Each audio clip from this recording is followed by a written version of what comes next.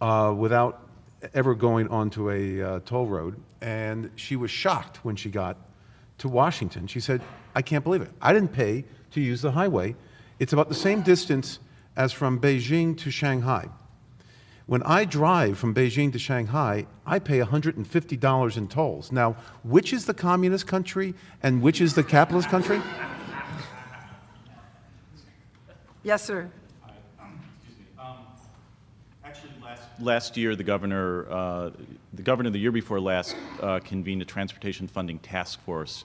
They issued a report last year on how we get over the problem of antiquated gas taxes, where the VMT is going down. It's going to be replaced by electricity, and there's quite a few good recommendations, including short-term recommendations to increase the gas tax.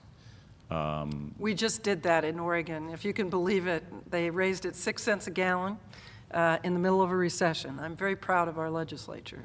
Right, and to increase the gas tax, index it to inflation, but we have a difficult problem with the conversation of taxes in this country. We have a difficult problem with the conversation of public investment. Because we're fat, dumb, and happy. We've been taken care of so well. So for the past 60 years, it's been public investment in the road system that has allowed real estate development in the suburbs to happen. There's a private initiative right now to build the first segment of a light rail up Woodward, the M1, and the capital expenditures are to be fully privately funded.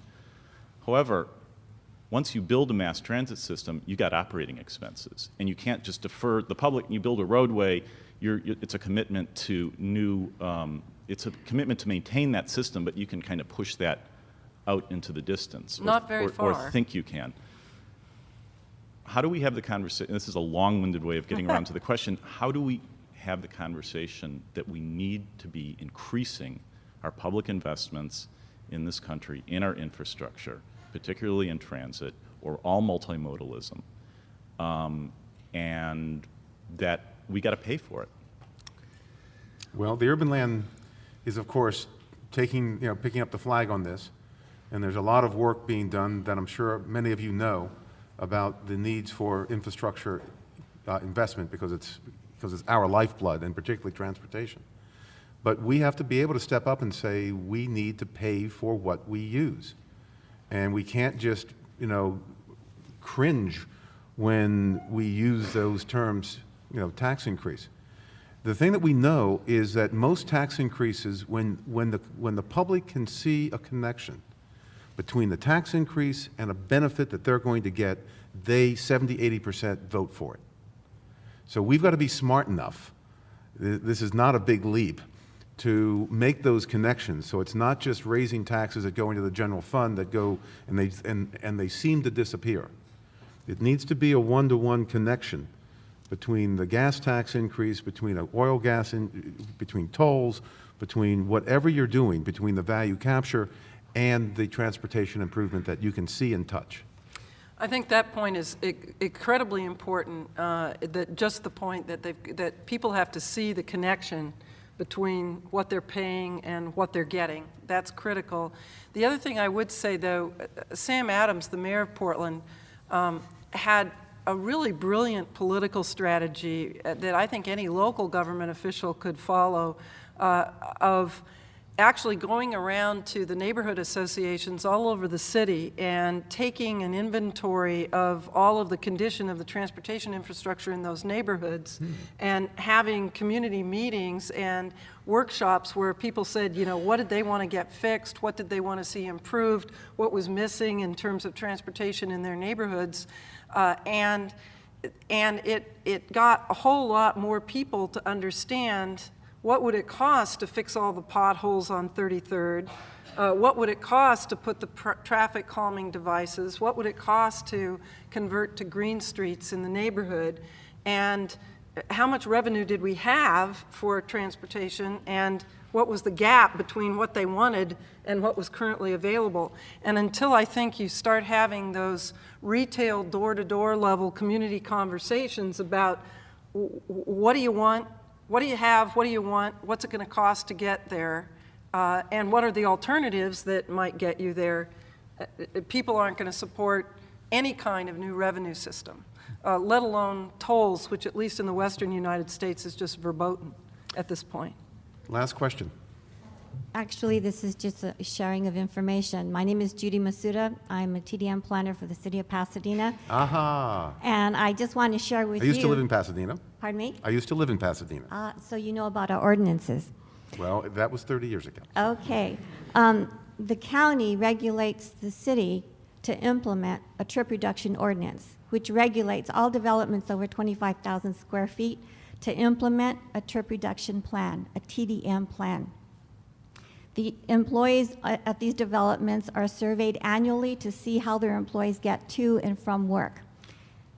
There's a fee for that, an annual status report fee. We review it. You're talking about a list of strategies and tools. There's tools and strategies that complement the South Coast Air Quality Management District, who regulates employers with 250 or more employees to implement an employee commute reduction program. So they work hand in hand. City is regulated to implement or to require and condition all developments over 25,000 square feet to develop a plan to show how they're going to mitigate traffic that development is bringing into the city. Just recently, in November, we strengthened that ordinance to include residential. City of Pasadena is a destination. Everybody wants to live there. Everybody wants to work there. With that comes traffic. So now even residential, we're looking at parking, how many parking spaces we're going to allow for each living unit. And so there are fees. We also included a $250 a day fee for those developments that are not implementing their program and are not satisfying their average vehicle ridership of reducing trips. So, well, there's a whole toolkit right there, Yeah. and it's exactly the kind of thing that I think communities across America are going to need to work with. But again, I would say maybe you can do that in Pasadena. We have similar ordinances in some communities in Oregon, but there's no cure-all, and the toolkit has to vary depending upon what the particular community's objectives are and what their community needs and dreams are. And let me give you the take from the real estate developer perspective, because that all may sound quite onerous to a typical developer. Oh my God, more regulation, more paperwork, and they're going to fine me, and this seems terrible. But the Pasadena story is that downtown Pasadena, old Pasadena, 30 years ago when I was there, had great used bookstores, which we all know means very low rents, and pretty divey bars. I was back there a couple years ago to speak to the Downtown Pasadena Association, and that very week, just as sort of a capstone to the redevelopment of downtown Pasadena, satisfying the pent-up demand for walkable urban development, Tiffany's opened up on Colorado Boulevard.